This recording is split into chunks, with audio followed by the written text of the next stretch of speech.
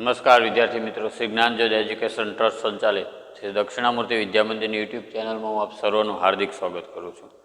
તો આજે આપણે ધોરણ 8 વિષય સામાજિક વિજ્ઞાન વિષય પાઠ પ્રથમ સત્ર પહેલો ભારતમાં યુરોપિયન પ્રજાનું આગમન કે યુરોપિયન પ્રજાનું આગમન ભારતમાં ક્યારે થયું, કઈ રીતે થયું, તો આપણે આગળના લેક્ચરમાં એના વિશે થોડો અભ્યાસ કર્યો હતો કે આપણે દેશ દુનિયાના અગ્રીમ હરોળમાં હતા એ સમયે, પ્રાચીન સમયમાં. તો વિશ્વમાં આપણા દેશનું એક અનોખું સ્થાન હતું, મહત્ત્વ હતું. દેશ પરદેશના લોકો આપણી સમૃદ્ધિ અને સંસ્કૃતિથી પ્રભાવિત થયા હતા. એટલે વેપાર કરવાના બહાને તેઓ ભારતમાં આવ્યા અને રાજ કરી ચૂક્યા છે, આપણે જાણીએ છીએ. તો જો કે અગાઉ પણ જમીન માર્ગ અહીં વિદેશી વેપારીઓ વાયવ્ય સરહદેથી આવતા અને વેપાર કરતા. પછી જમીન માર્ગમાં આરબ વેપારીઓ વર્ષોથી વેપાર ખેડતા, પરંતુ તુર્કોએ કોન્સ્ટન્ટિનોપોલનું જીતી લેતા પરિસ્થિતિ બદલાઈ ગઈ. ત્યારે જમીન માર્ગ વેપાર અટકી પડ્યો, જેથી યુરોપિયન દેશોમાં ભારતની ચીજવસ્તુઓ, યુરોપિયન દેશો જે રહ્યા એની અંદર જે ભારતની ચીજવસ્તુઓ છે, જેવી કે રેશમ, સુતરાઉ કાપડ, મલમલ, મરી મસાલા, તેજાના વગેરેની માંગો એ સમયે વધી.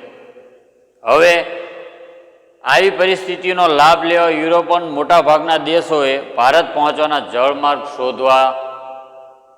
શોધી કાઢવાની યોજનાઓ અમલમાં મૂકી કે ભારત આવવા માટે જો વેપાર કરવો હોય તો ભારત તો એમને આવવું પડે. એટલે જમીન માર્ગ એ સમય નહોતો, એટલે જળમાર્ગ શોધવા યુરોપના મોટા ભાગના જે દેશો રહ્યા એ ભારતનો જળમાર્ગ શોધવાની યોજનાઓ અમલમાં મૂકી.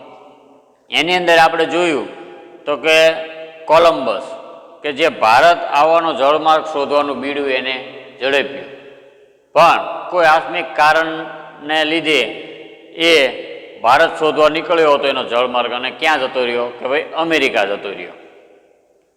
એટલે અમેરિકા જઈ ચડ્યો અને જ્યાં સુધી જીવ્યો ત્યાં સુધી એને પોતાને હિન્દુસ્તાનનો શોધક એ માનતો રહ્યો.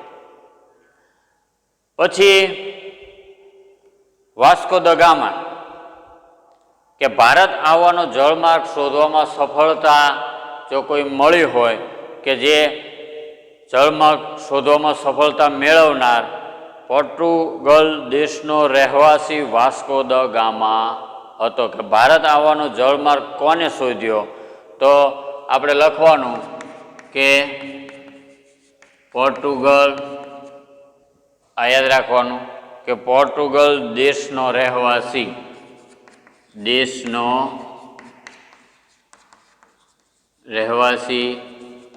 કોણ, તો વાસ્કો દ ગામા.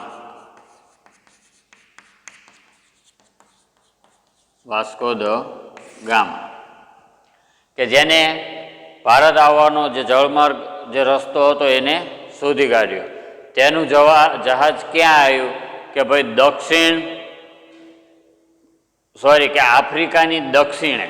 આફ્રિકાની દક્ષિણે કેપ ઓફ ગુડ હોપ ફરતું ચક્કર લગાવી આફ્રિકાના પૂર્વ કિનારે મલિંદી પહોંચી હિન્દ મહાસાગરમાં આગળ વધ્યો. હિન્દ મહાસાગરની અંદર આગળ વધ્યો, જ્યાં એને મોહમ્મદ ઇબ્ન મજીદ નામના હિન્દી આપણો જે ખલાસી હતો એની મદદથી તે હિન્દ મહાસાગરની અંદર થઈ અને 22મી મે 1498, આ યાદ રાખવાનું, 22મી મે 1498 દિવસે કાલિકટ બંદરે એનું જહાજ આવ્યું. કયા બંદરે આવ્યું કે ભાઈ કાલિકટ બંદરે આવ્યું. એ વખતે કાલિકટનો રાજા કોણ હતો, તો એ સમયે કાલિકટનો રાજા હતો જામોરીન. તેને પોર્ટુગીઝ લોકોને વેપાર કરવાની છૂટ આપી. તો એને પોર્ટુગીઝ લોકોને વેપાર, આવો પ્રશ્ન આપણને પૂછવામાં આવે કે પોર્ટુગીઝ લોકોને વેપાર કરવાની છૂટ કોને આપી? તો પોર્ટુગીઝ લોકોને વેપાર કરવાની છૂટ જામોરીન રાજાએ આપી. કારણ કે એનું જહાજ ક્યાં આવ્યું? કે કાલિકટ બંદરે આવ્યો. એ સમયે કાલિકટની અંદર રાજા તરીકે કોણ હતો? કે જામોરીન હતો. એટલે જામોરીન પાસે એમને છૂટ માગી વેપાર કરવા માટેની. અને ઈસવીસન 1502માં પોર્ટુગીઝોએ વેપાર કરવા માટે કાલિકટમાં કોઠીઓ સ્થાપી. કે 1498માં તે ત્યાં આવ્યા અને 1502 ઈસવીસન 1502ની અંદર કાલિકટની અંદર એમને વેપારની કોઠીઓ સ્થાપી. પછી અલ્બુકર્ક નામના એક સેનાપતિને તેનો રક્ષક નિમ્યો અને અલ્બુકર્ક ઉત્તર તરફ આગળ વધી ઈસવીસન 1506માં ગોવા જીતી લીધું. કાલિકટ બંદરની અંદર 1502માં એમને વેપારની કોઠી સ્થાપી. તો કોઠી સ્થાપી સાથે એમને કે જે એક સેનાપતિ અલ્બુકર્ક નામનો હતો એને પોતાના રક્ષણ માટે નિમ્યો અને એને સેનાપતિએ ગોવા કે અલ્બુકર્ક ઉત્તર તરફ ધીરે ધીરે આગળ વધ્યો અને 1506માં એમને ગોવા જીતી લીધું. ગોવા અને મુંબઈનો બેટ તેમના નિયંત્રણમાં એ સમયે લાવી શક્યા. પછી પોર્ટુગીઝનો અંત કઈ રીતે આવ્યો?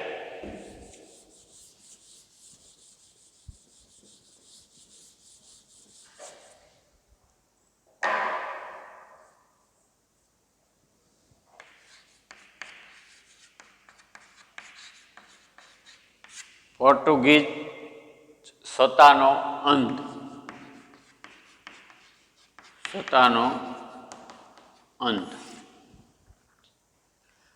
તો 17મી સદીની શરૂઆતમાં પોર્ટુગીઝોનો વેપાર બંગાળ તરફ વધવા લાગ્યો. કે આયા તા એ ખાલી વેપાર કરો, પણ એમને વેપારની પ્રદેશ વધારતા ગયા કે જેથી પોર્ટુગીઝનો વેપાર બંગાળ તરફ પછી વધવા લાગ્યો. આ સમયે મુગલ બાદશાહ શાહજહાં દિલ્હીની ગાદી પર હતો. એ સમયે જ્યારે એમનો વેપાર બંગાળ તરફ આગળ વધવા લાગ્યો એ સમયે દિલ્હીની ગાદી ઉપર કોણ હતું? કે એ સમયે દિલ્હીની ગાદી ઉપર કોણ હોય? કે ભાઈ શાહજહાં હતો. શાહજહાં દિલ્હીની ગાદી પર એ સમયે ગાદી પર હતા. હવે બંગાળમાં તેના સુબાઓએ પોર્ટુગીઝના વર્તન સામે શાહજહાંને ફરિયાદ કરી કે જે બંગાળ તરફ એમનો વિસ્તાર વધારવા માટે લડતા હતા. તો એ સમયે કે જે શાહજહાંના જે સુબાઓએ પોર્ટુગીઝના વર્તનનું જે એમનું એવું વર્તન હતું એની ફરિયાદ કોને કરી? કે શાહજહાંને કરી. પરિણામે શાહજહાંના ફરમાનથી તેની હુગલીની કોઠીઓ તોડી પાડવામાં આવી. કે જે કોઠીઓ સ્થાપી હતી એ શાહજહાંના હુકમથી હુગલીની કોઠીઓ તોડી પાડવામાં આવી, વહાણો સળગાવી નાખ્યા. આમ પોર્ટુગીઝ સત્તાનો અંત અને પોર્ટુગીઝ સત્તા ફક્ત દીવ, દમણ અને ગોવા પૂરતી મર્યાદિત રહી. કે જ્યારે એમને અહીંયા 1502ની અંદર આપણે આગળ જોયું કે એમને કાલિકટમાં કોઠીઓ સ્થાપી અને 1506ની અંદર એના સેનાપતિની મદદથી અલ્બુકર્ક નામનો જે સેનાપતિ હતો એની મદદથી એમને ગોવા અને મુંબઈ બેટ તેમના નિયંત્રણમાં લાવ્યા. એટલે એમને એમ થયું કે હજી આગળ વધતા જઈએ એટલે કે એ ધીરે ધીરે બંગાળ તરફ વધવા લાગ્યા. તો બંગાળ તરફ જ્યારે આગળ વધ્યા તો ત્યાં દિલ્હીની ગાદી ઉપર કોણ હતું? તે સમયે દિલ્હીની ગાદી ઉપર શાહજહાં હતો. તો એના સુબાઓને એવું લાગ્યું કે એમનું વર્તન એમને અંદાજ આવી ગયો. એટલે એમને એમના રાજાને શાહજહાંને ફરિયાદ કરી કે ભાઈ પોર્ટુગીઝો આ રીતનું એમનું વર્તન હતું. એટલે શાહજહાં એ શું કર્યું કે હુકમ કર્યો કે એને ફરમાન આપ્યું કે જે એમની કોઠીઓ છે એને તોડી પાડો અને એમના જે જહાજો હતા એ બધાને સળગાવી દેવામાં આવ્યા. એટલે એ લોકો ત્યાંથી પાછા વળી ગયા અને આમ પોર્ટુગીઝની સત્તાનો અંત આવ્યો. પણ પોર્ટુગીઝની સત્તા ફક્ત દીવ, દમણ અને ગોવા પૂરતી મર્યાદિત રહી, ત્યાંથી એ આગળ વધી શકી નહીં. એ પછી જોઈએ તો ડચ લોકો, કે પોર્ટુગીઝના આગમન પછીના 100 વર્ષ, લગભગ 100, હવે કોણ આવ્યું કે ડચ લોકો.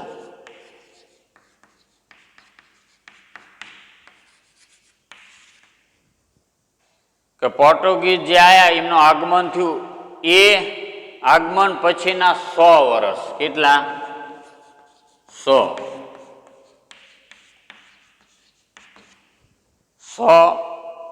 વર્ષે લગભગ 16મી સદીના અંત ભાગમાં હોલેન્ડ એટલે કે હાલનું જે નેધરલેન્ડના રહેવાસી ડચ લોકો વેપાર અર્થે આવ્યા. કે જો 100 ડચ લોકો કે જે પોર્ટુગીઝો હતા એના આગમન પછી 100 વર્ષે તે પણ વેપાર અર્થે ભારતમાં આવ્યા. લગભગ 16મી સદી, લગભગ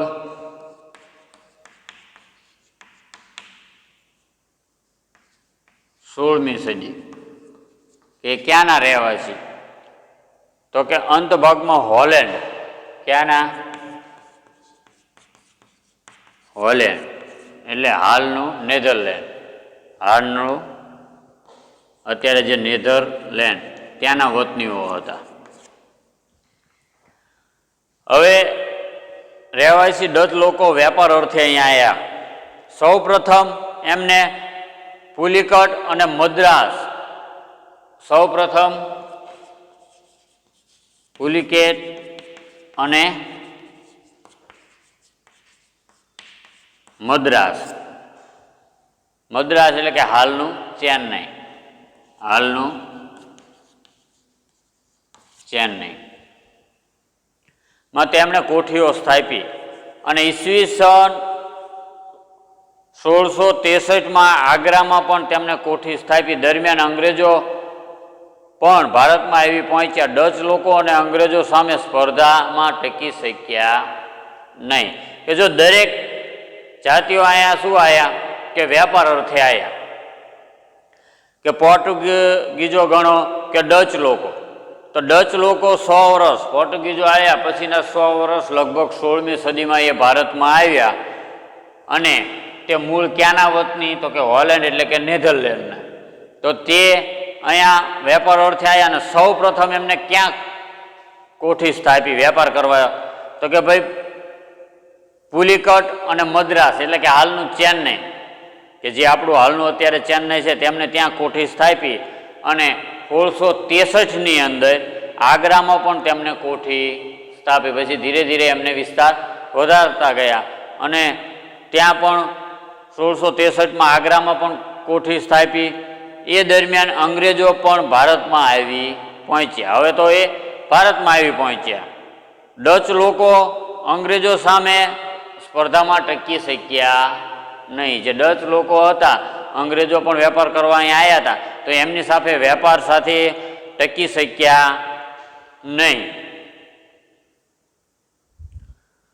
હવે પછી ભારત પર અંગ્રેજોની નજર, ભારત ઉપર જે આ સ્પર્ધામાં ડચ અને અંગ્રેજો બંને આવ્યા, તો એ સમયે ભારત ઉપર અંગ્રેજોની નજર હતી.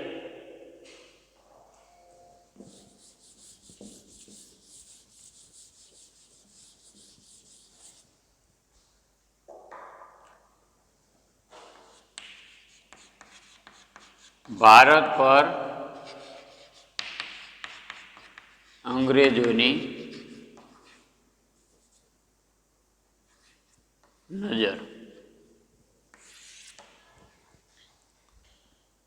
ઈસવીસન 1600માં ઇંગ્લેન્ડની રાણી એલિઝાબેથના સમયમાં બ્રિટિશ ઈસ્ટ ઇન્ડિયા કંપનીની સ્થાપના થઈ અને હિન્દુસ્તાન સાથે વેપાર કરી ધનવાન થવાની ઈચ્છા રાખનાર વેપારીઓ આ કંપની હતી. કે અંગ્રેજો ને શેની ઉપર નજર હતી? કે આપણા ભારત ઉપર નજર હતી. એટલે ઈસવીસન 1600ની અંદર ઇંગ્લેન્ડની રાણી ઇલિઝાબેથ, કઈ? ઇલિઝાબેથ ક્યાંની? કે ભાઈ ઇંગ્લેન્ડની રાણી, ઇંગ્લેન્ડની રાણી કે ક્યારે? કે ભાઈ 1600, ઈસવીસન 1600માં ઇંગ્લેન્ડની રાણી ઇલિઝાબેથના સમયમાં ઈસ્ટ ઇન્ડિયા કંપનીની સ્થાપના થઈ. કઈ કંપનીની સ્થાપના થઈ? ઈસ્ટ ઇન્ડિયા કંપનીની સ્થાપના થઈ. તો આ એક પ્રશ્ન છે તમારા માટે કે 1600માં ઇંગ્લેન્ડની રાણી ઇલિઝાબેથના સમયમાં બ્રિટિશ એટલે કે ઈસ્ટ ઇન્ડિયા કંપનીની સ્થાપના કરવામાં આવી અને હિન્દુસ્તાન સાથે આપણી સાથે એમને વેપાર કરી ધનવાન થવાની ઈચ્છા હતી. તો ઈચ્છા રાખનાર વેપારીઓની આ એક કંપની કહેવાય કે ઈસ્ટ ઇન્ડિયા કંપની કહેવાય. ઈસવીસન 1608માં પહેલું અંગ્રેજ વહાણ હિન્દુસ્તાનના સુરત બંદરે આવ્યું કે સૌ પ્રથમ જ્યાં ઈસ્ટ ઇન્ડિયા કંપનીની સ્થાપના થઈ પછી 1608ની અંદર સૌ પ્રથમ કે 1608માં પહેલું અંગ્રેજનું જે વહાણ હતું એ ક્યાં આવ્યું? તો કે ભાઈ સુરત બંદરે સૌ પ્રથમ પહેલા પહોંચ્યું. કે ક્યાં પહોંચ્યું? તો સૌ પ્રથમ સુરત બંદરે વહાણ પહોંચ્યું.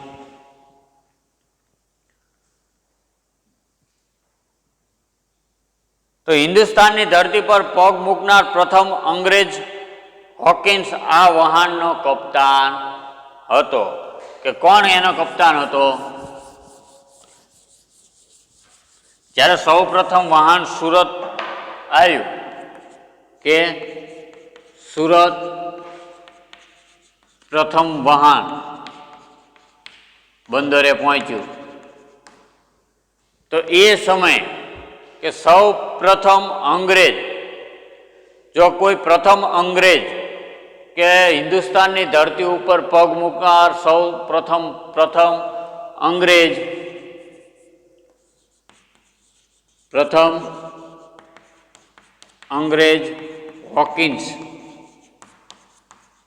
હોકિન્સ કે જે સુરત બંદરે જે પ્રથમ વહાણ અંગ્રેજનું આવ્યું ત્યાંનો એક કપ્તાન હતો.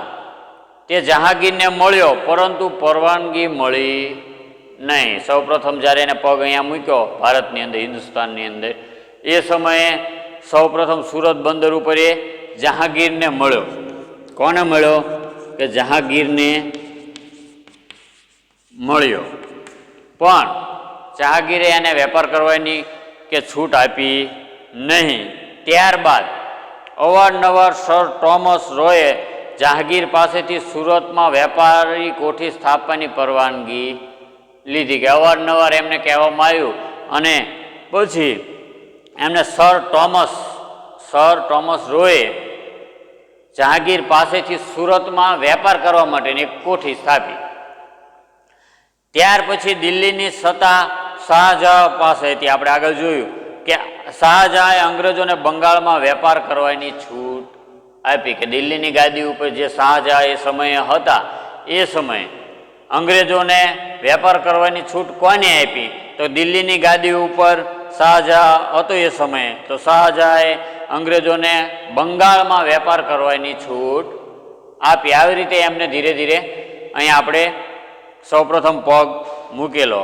હવે ફ્રેન્ચ લોકો એ આપણે નેક્સ્ટ લેક્ચરમાં જોઈશું. ત્યાં સુધી વાસ્કો દ ગામા અને ડચ લોકો વિશે ટૂંકમાં લખી અને તમને જે વોટ્સઅપ નંબર આપવામાં આવેલો છે એની ઉપર તમારે સેન્ડ કરી દેવાનો. ત્યાં સુધી જય હિન્દ, અસ્તુ.